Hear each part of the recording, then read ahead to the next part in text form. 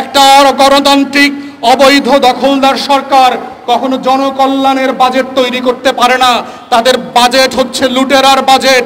আমরা এই লর্ড ক্লাইভদের উত্তরসূরিদের এই বাজেটকে প্রত্যাখ্যান করছি। ঘাটতি এবং ঋণ নির্ভর এই লুটপাটের বাৎসরিক মহাপরিকল্পনাকে প্রত্যাখ্যান করছি। আমরা প্রত্যাখ্যান করছি বাংলাদেশ রাষ্ট্রের 20 কোটি মানুষের কোনো ম্যান্ডেট ছাড়া যেই সরকার গত 15 বছর থেকে এই দেশকে ইস্ট ইন্ডিয়া কোম্পানির মতো দখল করে আছে, তাদের দেবার কোনো অধিকার নাই। গরিব মানুষরা যারা, যে 12 কোটি মানুষ ভোট দেয় নাই, সেই ভোটারদের ব্যবসা বাণিজ্য থেকে জোর করে ভীতি দেখায়, মামলা করায়, নতুন করে করে কর এবং ট্যাক্সের ভ্যাটের বসায় টাকা উদ্ধার করবার কোনো অধিকার এই অবৈধ দখলদার সরকারকে দেওয়া হয় নাই। তাই আমরা বারবার বলেছি, এই রাষ্ট্রের কাছে আমাদের কোনো প্রস্তাবনা নাই।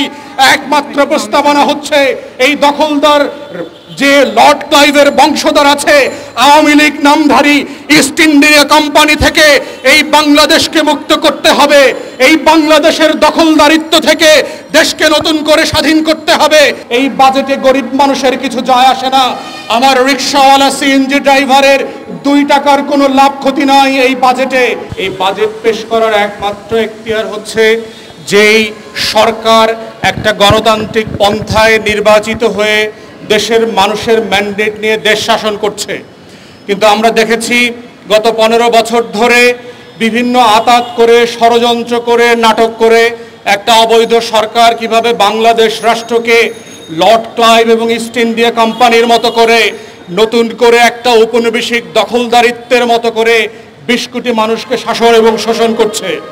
আমরা বারবার বলেছি, সেই 16 এবং 17 শতাব্দী থেকে শুরু করে ইউরোপিয়ান ঔপনিবেশিক শাসক আর বাংলাদেশের এই আওয়ামী দখলদারদের মধ্যে পার্থক্য মাত্র 2টা।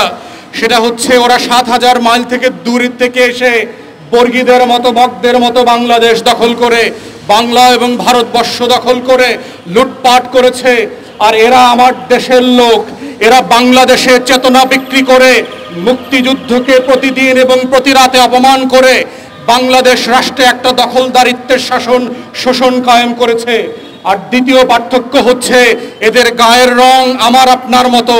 এরা লর্ড ক্লাইভের মতো বড় ডাকাত, কিন্তু এরা সাদা চামড়ার লোক না। এই 2 পার্থক্য ছাড়া বাংলাদেশের এই আওয়ামী দখলদারদের বাংলা লর্ড ক্লাইভের বংশধরদের থেকে কোনো ন্যূনতম পার্থক্য নাই। বাংলাদেশের উচ্চ মধ্যবিত্ত এবং ঢাকার শহরের লুটপেন্ট মধ্যবিত্তদেরকে আমরা বলছি, যাদের কারণে বাংলাদেশ রাষ্ট্র স্বাধীন হয় নাই, সেই লুম্পেন্ট মধ্যবিত্তকে বারবার খুশি এবং সন্তুষ্ট করবার জন্য ঋণ এবং ঘাটতি নির্ভর বাজেট করে বাংলাদেশের কর এবং ভ্যাটের টাকার নামে দেশের কোটি কোটি মানুষের 12 বছর ধরে লুটপাট করবার যে মহাপরিকল্পনা এই সরকার হাতে নিয়েছে, সেটাই হচ্ছে বাজেট। এই বাজেটে গরিব মানুষের কিছু যায় আসে না। আমার রিক্সাওয়ালা সিএনজি ড্রাইভারের 2 টাকার কোনো লাভ ক্ষতি নাই এই বাজেটে। যেই কৃষক ঘাম ঝরায় ফসল ফলান, সেই কৃষক তার ন্যায্য মূল্য পাচ্ছেন না। যেই মানুষটা আমাদের জন্য ফসল ফলায়, বেগুন প্রডিউস করেন, আলু পেঁয়াজ বাগান করে ঘরে ভরে দিচ্ছেন বাজার ভরে, সেই মানুষগুলোর 2 টাকার লাভ হয় না। মধ্যবিত্ত এবং নিম্ন মধ্যবিত্ত প্রত্যেক দিন বাজারে গিয়ে যে হাবিশ্বাস করতে হচ্ছে, প্রত্যেক দিনকার প্রয়োজনীয় পণ্যে শত শত শতাংশের যে মূল্যস্ফীতি হয়েছে, সেটাই কোনো লাভের কোনো দিশা আমরা এই বাজেটে দেখতে পাচ্ছি না। তাই আমরা বারবার বলেছি, এই দেশকে বাংলাদেশিদের জন্য বানাতে হবে। জেলে মজুর আর কৃষকের বাংলাদেশ আমরা ফেরত পেতে চাই।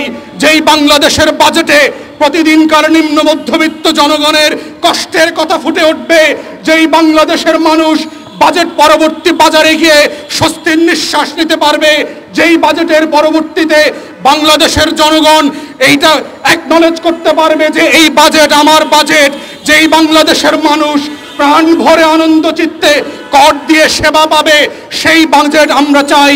এবং একটা আওয়ামী দখলদারদের কাছ থেকে ইস্ট ইন্ডিয়া কোম্পানির বেনিয়াদের মতো করে লর্ড ক্লাইভের উত্তরসূরিদের কাছ থেকে এরকম দেশমুখী কল্যাণমুখী কোনো বাজেট কখনোই সম্ভব হবে না, এটাই আমরা বলেছি।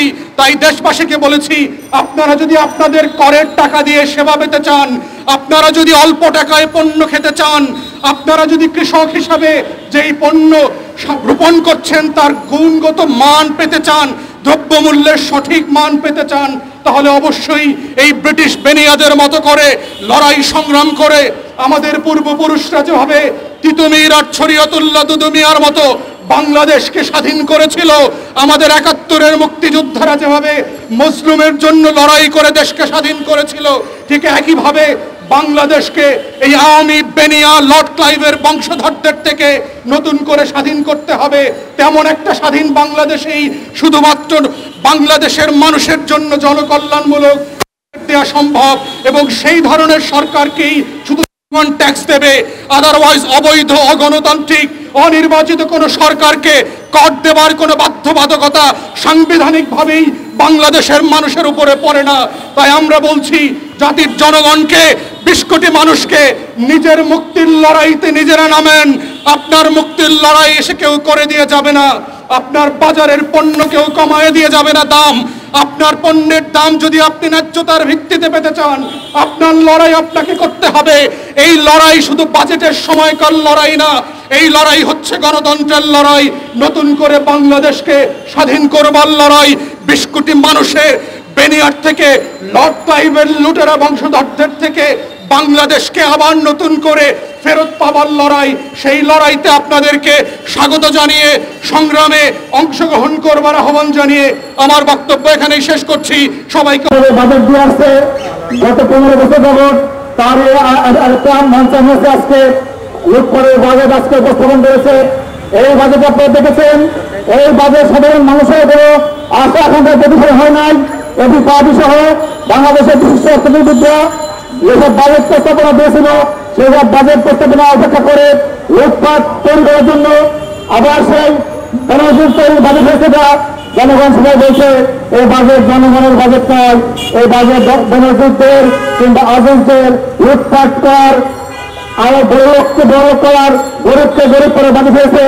আপনারা ইতিমধ্যে দেখেছেন বাজেটের 14% 1 লক্ষ কোটি টাকার উপরে রাখা হয়েছে শুধুমাত্র বৈদেশিক সুদ পরিবেশনের জন্য।